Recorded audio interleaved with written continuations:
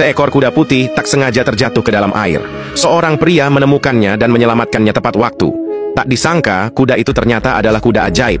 Untuk membalas budi pria itu, sang kuda ajaib memberikannya seekor keledai yang bisa bicara, bersama 2 ekor kuda pacu yang sangat bagus. Pada saat itu, pemilik ladang yang sering menindasnya tiba-tiba datang.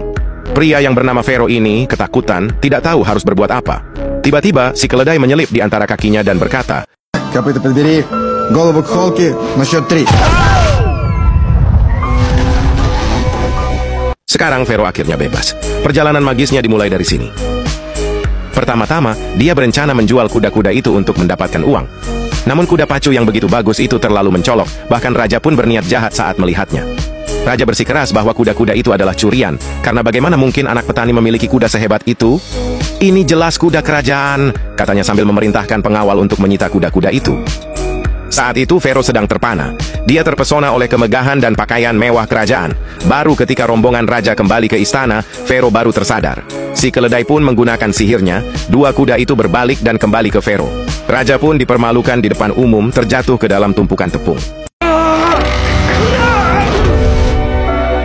Setelah tersadar, Vero menuntut raja membayarnya untuk kuda-kuda itu.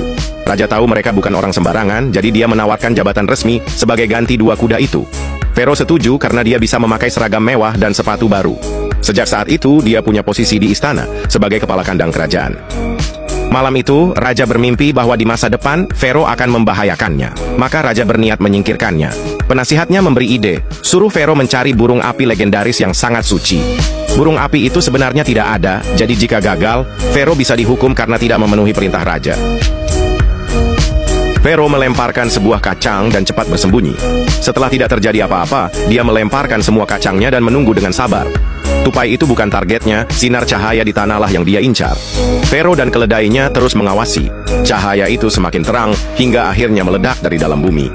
Ini adalah burung api yang sangat ganas. Semua orang yang pernah mencarinya sebelumnya tewas. Vero dan keledainya dalam bahaya besar. Apakah mereka bisa menangkap burung api dengan umpan kacang-kacang di tanah? Kacang itu lebih seperti obat tidur, memakannya akan membuat ngantuk. Yang penting, burung api suka memakannya.